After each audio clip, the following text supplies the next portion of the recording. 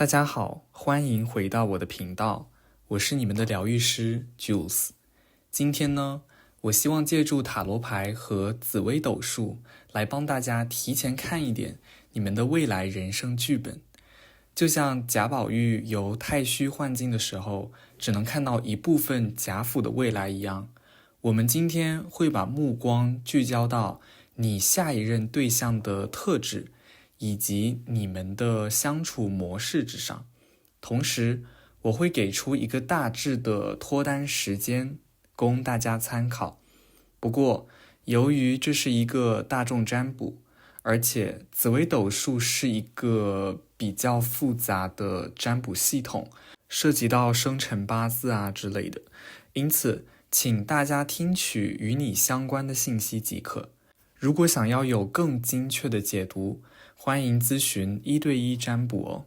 在视频开始前，还请大家给我的视频多多点赞、转发和收藏，也别忘了关注我的频道，我每周都会定时更新哦。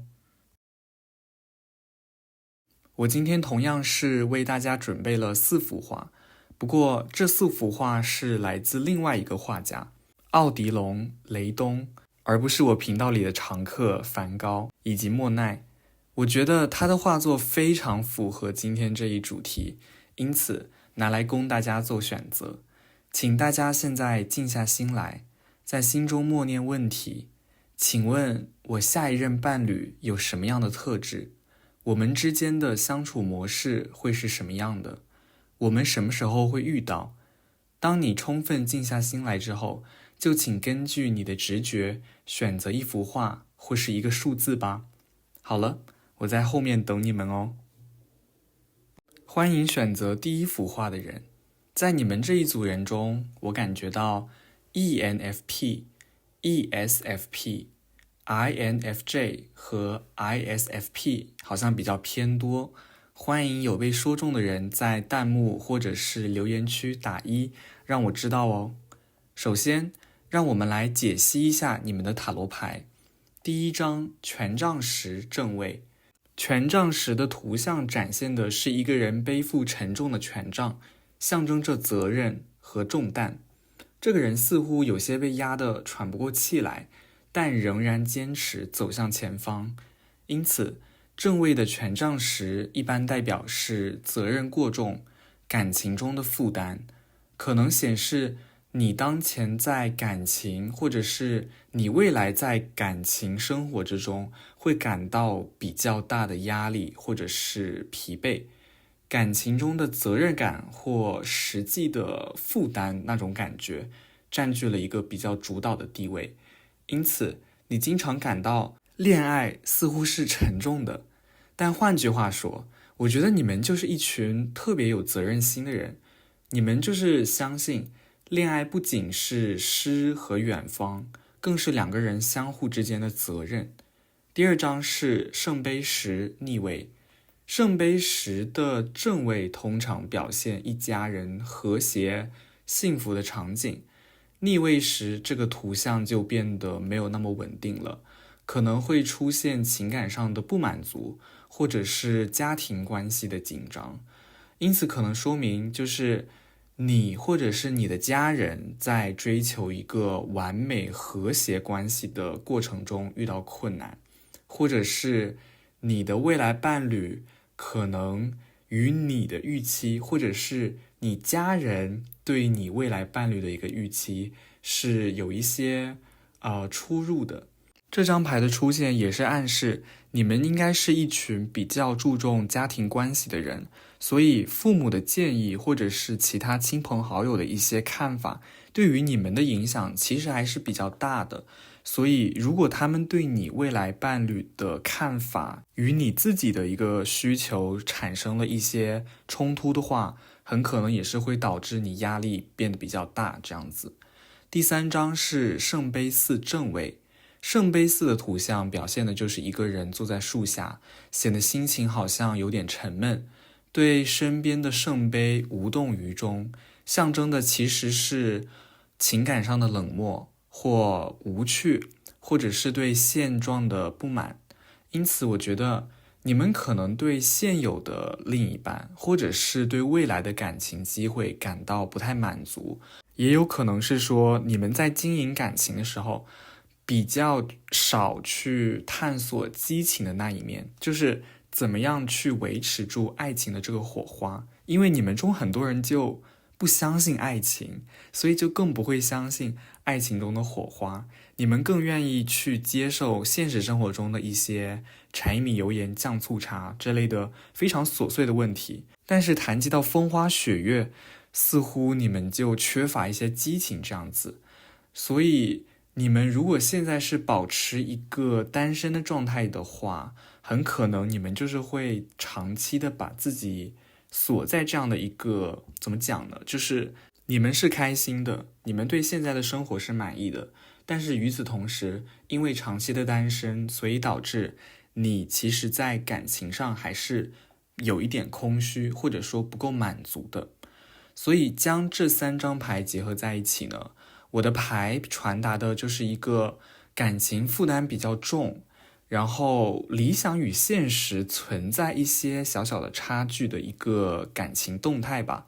因此你接下来可能会遇到一段需要付出比较多责任的感情，就是你会像以往一样承担责任，但是这一次你似乎要承担比之前更多的一些责任这样子。而且你们之间的伴侣关系不仅仅是说会与你的预期产生一些出入吧，我觉得更重要的是说会受到你身边的人的比较大的影响。我能看出来你是会认真对待这段感情的，这一点我觉得毋庸置疑。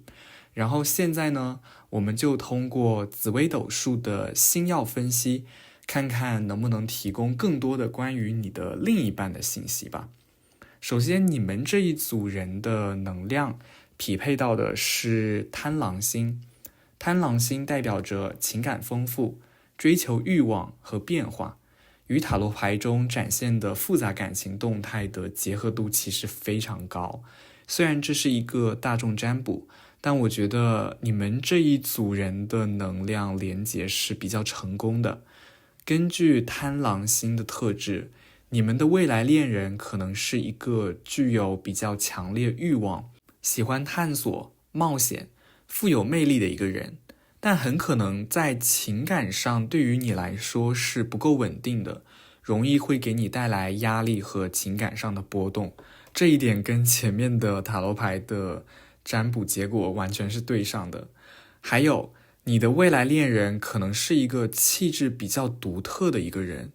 就是外貌也许不是说完全长在你的审美上，但是呢，我觉得我们人类呢，不仅仅是视觉动物，更是嗅觉甚至是听觉动物。因此，这个人可能不仅仅是外貌，他的声音、他的荷尔蒙、他的其他的一些举动，都有可能会给你带来一些特别大的吸引力吧，可以这样说。而且这个人好像是偏好就是比较爱健身，或者说比较爱运动，比较阳光的一个人吧。这个我觉得从他的兴趣爱好，也就是他比较喜欢冒险这样的一个性格特点来看，也是非常有逻辑的，我觉得。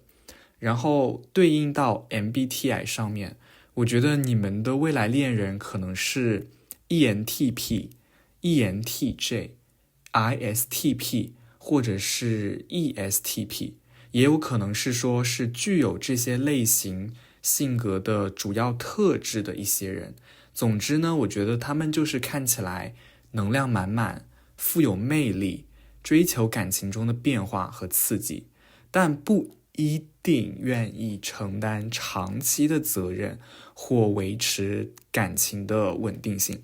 这里我不是就是给这个人定义说这个人就是渣，这个人就是喜欢玩，而是说这个人的性格就是可能不太擅长去经营一段长期的关系，他们可能就是从小到大就比较依赖自己身边的人或者是自己的伴侣去帮助他们经营自己身边的人际关系，或者是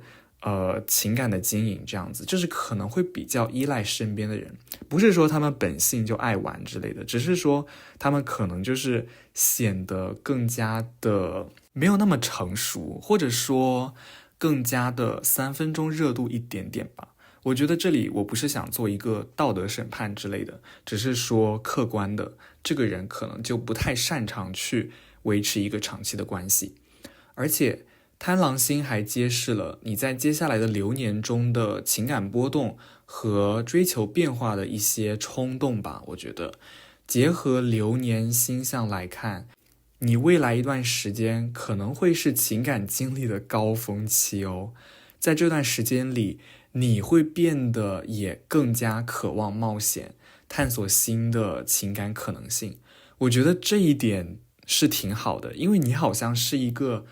不是那么喜欢冒险，然后也不太喜欢踏出自己舒适圈的一个人吧，我觉得。然后正好通过紫微斗数中的流年推测，我觉得你很可能会在2025年的春季，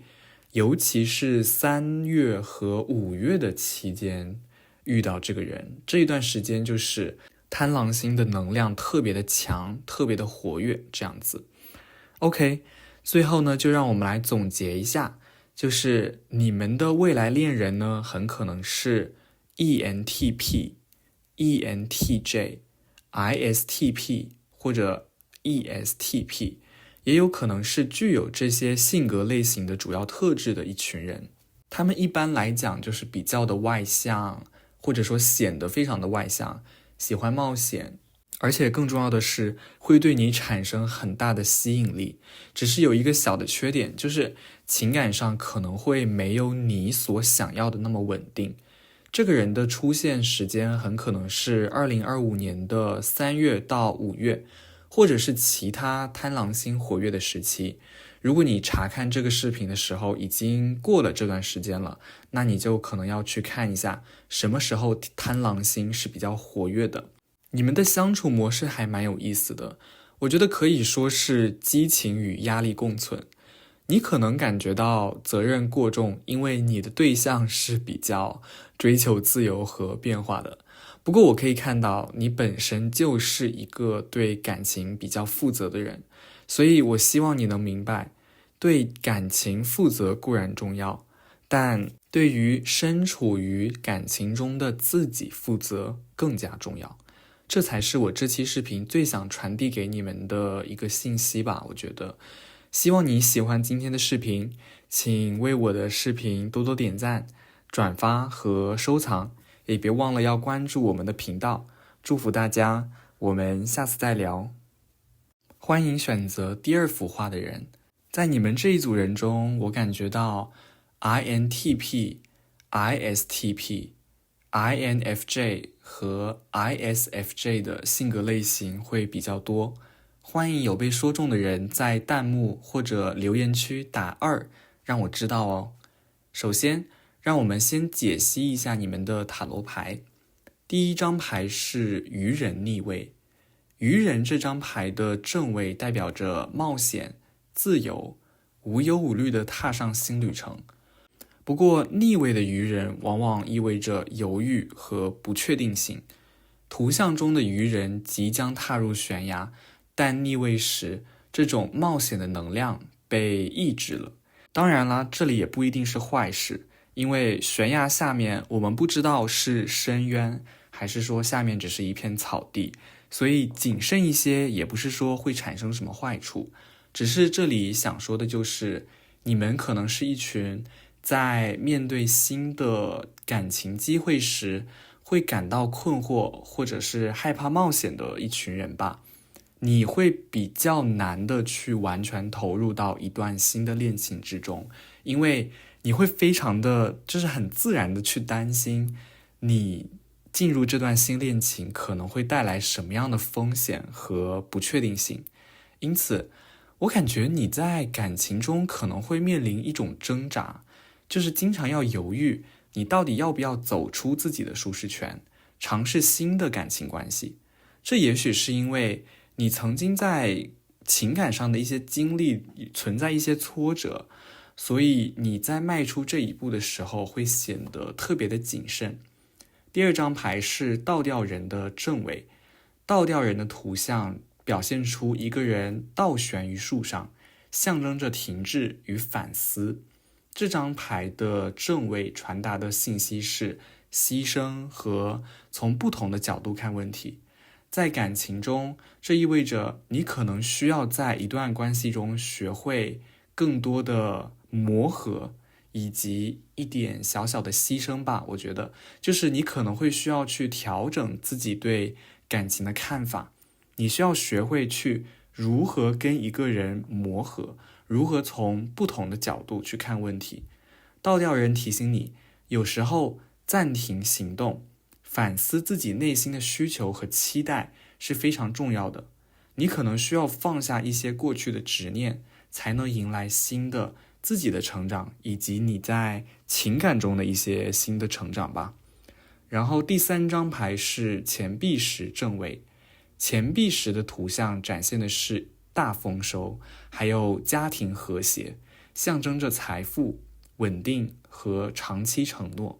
正位的钱币十在感情中意味着你其实在内心深处渴求的确实是一段稳定而且长久的关系。也正是因为这一个原因，所以你未来的伴侣一定会给你带来这种踏实和安全感，否则我敢保证你根本就无法进入这段关系。就是说，这段关系不仅仅是伴随着激情的，它伴随着更多的是责任，还有比较长久的情感的承诺。结合这三张牌来看，我觉得我的牌想要预示的就是你可能正处于一个情感过渡的阶段，尤其是前面两张牌我觉得都有提示。愚人逆位显示你在感情上面呢是一直以来都存在一些犹豫的，因此倒吊人提醒你需要适时的进行一些反思和调整了。然后钱币十呢则是表明说你在未来是值得并且有机会迎来一段稳定而且是长期的一段恋爱。你可能曾经因为过去的情感经历对新的冒险感到犹豫，但是只要你能从不同的角度看问题，未来的感情一定会给你带来你所一直渴望的那种安全感和稳定性。好的，那么现在呢，让我们通过紫微斗数星曜分析，进一步看看关于你未来的恋人还有哪一些隐藏的信息吧。你们这一组人匹配到的是天同星，天同星是紫微斗数中的一颗象征着温柔与和谐的星曜，代表着情感上的包容、关怀和安全感。你们被匹配到这一颗星和上面的三张塔罗牌的适配度我觉得非常的高。这一颗星曜预示着你们的未来恋人可能就是一个温柔、善解人意而且注重情感稳定的人。这个人会特别注重建立安全感和和谐的关系。在性格上，他们可能不是非常外向，但是他们一定有极强的同理心，并且是愿意为自己的伴侣做出付出和牺牲的一群人。就是说，他们是一群特别擅长磨合的一群人。我就觉得好像怎么跟你这么互补，就是现在感觉就觉得好神奇。然后从外貌特征来讲的话，你的恋人的外貌不太是那种很张扬，或者说想要引起大家注意的一群人。他们的气质散发出来的就是一种安全的感觉，就是一种非常安安稳稳的一种感觉吧。就是不是说他们看起来老实什么的，只是说他们就是感觉比较偏向会喜欢简约的一些穿搭风格。他们更注重的是衣服的舒适性，而不是说这件衣服能给他们带来多少的关注度。这个与他们在恋爱中的追求也是一致的。他们更注重的是在这段感情中的舒适性，而不是说这段感情能给他带来多少的冒险，多少的激情，多少的新鲜感，就是这些不是他真正的追求。然后放到 MBTI 来讲的话，我觉得这一群人很可能是 ISFJ、INFJ、ESFJ，或者是 ENFJ，或者是带有这些性格类型的主要特质的一些人，他们就是一群特别温柔、特别体贴，而且非常擅长在感情中给予支持和安全感的一群人。他们可能不会特别张扬，就是比如说你们刚在一起，马上就发朋友圈，马上就发到各大社交媒体官宣，哎呀，在一起了怎么样的。但是他们会通过稳定的情感付出，让你们感觉到他们的爱意以及他们的关怀。好的，然后现在呢，让我们来看一下接下来的流年星象会对你产生什么样的影响吧。天同星的影响通常会带来情感上的宁静与稳定，因此在未来的一年里，你可能会逐渐从过去的困惑中走出来，进入一段更加稳定的情感期。这不仅仅是说谈恋爱这么简单，而是说你的精神世界或者是你的内心世界会迎来一个比较稳定的时期，这样子。然后根据紫微斗数的流年推算，2025年的夏季，特别是6月或者是8月初这段时间，就是这2段时间，可能是你遇到这个未来恋人的高峰期。这段时间里，天同星的能量将帮助你吸引到一个具有情感稳定性，并且能够做出长期稳定的人。你们可以好好期待一下哦。好了，然后我们现在来总结一下吧。如果你观看这个视频的时间已经晚于2025年的8月了，那么可能你就需要去看一下什么时候天同星才会再次变得非常的活跃，然后这样的话才能有足够的能量来指引你，这样子。好的，那么今天的分享就是这样，希望我这一期视频里面的分析能给你带来一些启发。记住，情感中不仅仅要找到对的人，更重要的是你也要理解和爱惜自己，好吗？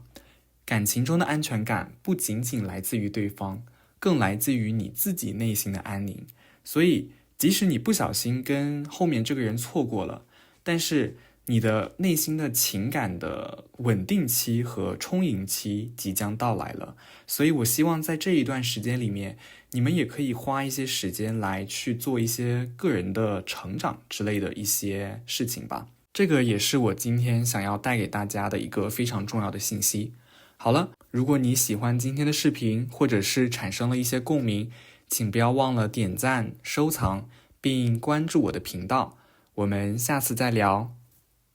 欢迎选择第3幅画的人，在你们这一组人中，我感觉到 ENTP、ENTJ、ESTP 和 ISFP 的性格类型应该会偏多。欢迎有被说中的人在弹幕或者是留言区打一个3，让我知道哦。首先，让我们来分析一下你们的塔罗牌。第一张是圣杯9正位。圣杯9的图像所展示的就是一个人坐在酒杯前，表情满足，象征着情感的圆满与成就。正位的圣杯9表示你在情感方面可能已经或即将迎来某种愿望的达成。这张牌预示着你会感受到某种形式的情感满足与幸福，可能是在个人成长或情感关系中达成了你一个比较久的愿望吧。我觉得这种满足感呢，也很有可能是来自于一个情感充盈的时期，就是接下来你可能会迎来一段内心情感特别充盈的一段时间。不过呢，我觉得要小心的一点就是过度追求个人满足，有时是会让你忘掉别人的需求的，所以这一点可能会需要你们稍微注意一下，这样子。第二张牌是女祭司逆位。女祭司的图像代表的是智慧与直觉，正位时它代表着隐藏的知识和内心的洞察。不过逆位的女祭司暗示了你在情感中可能失去了与自己直觉的联系，也就是说你目前或者是接下来与你的未来的伴侣的相处过程中，你可能会在某些问题上忽略内心的声音，或者只是你选择性的去回避那些潜藏的情感真相。所以这一张牌其实跟前面那张圣杯9的正位是有点对应的，就是这张牌想要提醒你，尽管有时候事情表面上看起来是圆满的，或者说你的情感在表面上看起来是充盈的，但是你的内心深处可能有一些没有被发现，或者说还没有被正确的处理的一些情感冲突。你们可能会需要去重新审视一下自己真正的需求，避免被表面上的成功或者是满足所蒙蔽。第3张牌是宝剑5的正位，宝剑5的图像展现的是一个人在战斗中胜利，但是呢却感觉到孤单的一个画面。正位的宝剑5表示你可能在感情中经历过某种冲突，或者是你的内心是存在一些冲突的。虽然呢，目前的你，或者说心理上的你，在这些冲突中呢是占据了上风的，但最终的结果并没有带来内心的长时间的平静或者是满足。这张牌提醒你，赢得一个争论或者是一个冲突，不一定是解决情感中的深层次问题的方式哦，反而可能会带来更多的隔阂与孤立感。将这3张牌结合在一起，我觉得我的牌想要传递的信息就是，情感上的表面满足与内心在冲突上的一种对立。你可能在某种层面上感到情感的成功，但内心的直觉却有时候想要告诉你，事情并没有你想象的那么简单，只是你经常会把那些让你觉得听了好像不会那么开心的声音给粉饰掉，就是陷入一种粉饰太平的一种太平盛世之中。所以表面上的幸福可能是掩盖不了内在的不安的哦，你可能会需要深入的探究一下自己的情感需求。接下来呢，让我们通过紫微斗数星曜分析，看看你们未来的恋人会是什么样的。你们这一组的星曜能量匹配到的是天府星。天府星是一颗代表财富、稳定与掌控力的星曜。这一颗星曜暗示着你未来的恋人呢，很可能是一个有着比较强的物质安全感和掌控欲的一个人。他们可能擅长在情感中提供一个比较稳定的基础，然后呢，是能够给你带来一个比较长期的安全感的。你们的恋人的性格的话，可能就是那种本身就比较有安全感，然后他本身也是比较注重物质基础的一个人，然后他们在感情中所展现出来的样子就是非常的务实，喜欢规划未来，并且希望通过2个人的努力一起建立一个稳定的生活。他们可能不善于表达内心的情感，但是呢，他们是特别注重实际行动的一群人。所以这一群人的话，我觉得就可能在日常生活中甚至会被忽略掉，但是有时候绝对是一匹黑马。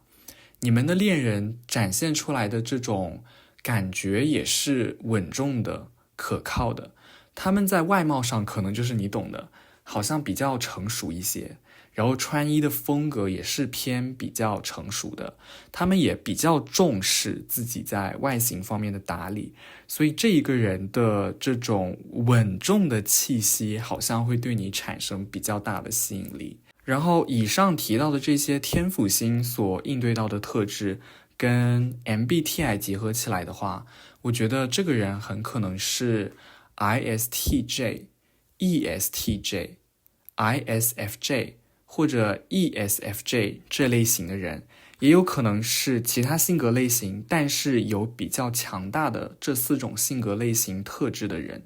他们就是会喜欢通过自己的努力，为你们之间的关系提供一个好的基础，这样子。然后也是比较注重长期的承诺和责任感的，而且同时呢，也是希望自己的伴侣也是能够做到给出长期的承诺，比较有责任感这样子。然后接下来呢，我们来看一下流年星象对于你的影响。天府星的能量通常与稳定和安全相关，就跟我们前面说的一样。所以呢，2025年秋季，也就是天府星特别活跃的一段时间，可能是你情感上的一个上升期吧，我觉得。特别是9月份的中期，还有11月下旬，你可能就是会遇到一个特别有责任感，然后呢，展现出来的特点就是特别爱追求稳定的一个伴侣。但是如果想要长期经营这一段关系，那你一定要记得塔罗牌所说的那样，就是你要去深挖自己内心中的真正需求，切记一定不要粉饰太平，也不要就是说完全把注意力放在自我满足身上。好了，那么就是这样子，希望你喜欢今天的视频。如果你有产生共鸣，记得要点赞、收藏并关注我的频道哦。我们下次再聊，祝福大家。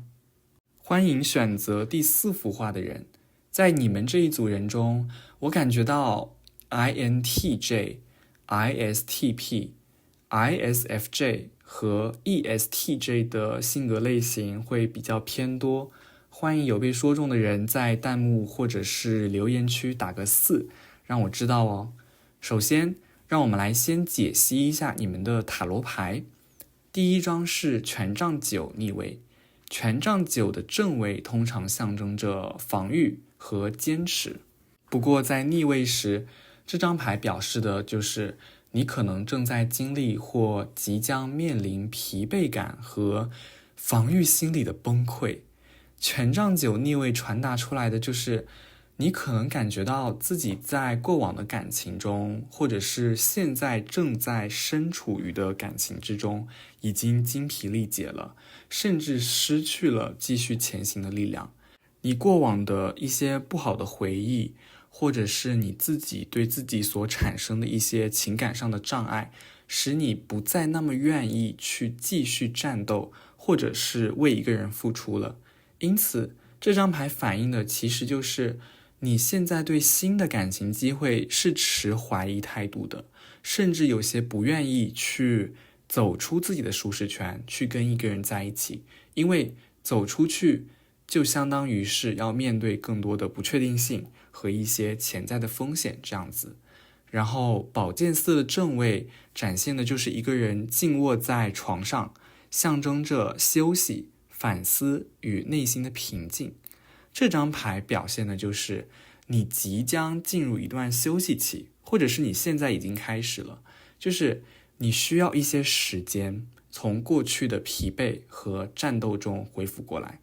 对于感情来说，这一段时间你可能不要急于去寻找新的伴侣，即使你感到寂寞，你需要的就是一段时间去更多的关注自己的内在修复和情感的自我疗愈，允许自己从过去的伤痛中恢复，并且逐渐找到内心的平静。即使情感的创伤发生在很长的一段时间之前，但是你中间一直没有给自己一段时间去疗伤的话，这个伤害就还是存在的，它可能根本就没有愈合。当然啦，不是所有人在你们这一组人中都有这样的经历，我只是希望能够引起大家的重视，就是我们要关注自己的内心世界。最后一张是权杖10的正位，权杖10的图像展现的就是一个人背负沉重的权杖，象征着责任与负担。因此这张牌不仅仅表明的是说你这个人呢本身就是一个喜欢去承担责任的一个人，但同时也是说你未来在进入一段新的感情之后，你依然会背负着你之前感情创伤或者是以前感情经历的一些包袱吧，就不一定是创伤，没有这么严重，只是说你这个人就好像扛着很多包袱上路，这边的感情包袱不仅仅是说恋爱关系，也有很多是来自于亲情、友情，甚至是同事之间的关系，你知道吗？你们这一组人就很爱把一些包袱就是放在身上，然后就不把它放下来了。所以我觉得，如果你想要投入更多的时间和精力到你未来的感情之中，就是去好好的维系你未来的这段关系的话，你会需要把你之前的包袱给卸下来，是这样的一种状态，否则你只会变得再一次精疲力竭。我相信你们这一组人应该对精疲力竭的这种感觉不太陌生吧，就是不仅仅是在感情上，生活上、工作上也是这样，因为你们就是背负着太多的包袱了。然后现在呢，让我们通过紫微斗数星曜分析，看看你下一任对象会是怎么样的。你们这一组的星曜能量匹配到的是紫微星，紫微星是紫微斗数中的主星，象征着领导力、责任感与坚韧。这一颗星预示着你的未来恋人将会是一个非常有责任感、稳重且比较具有主见，而且有领导能力的一个人。尽管呢，他们可能在情感中显得就是比较的强势，但是他们会非常认真的对待两个人的关系。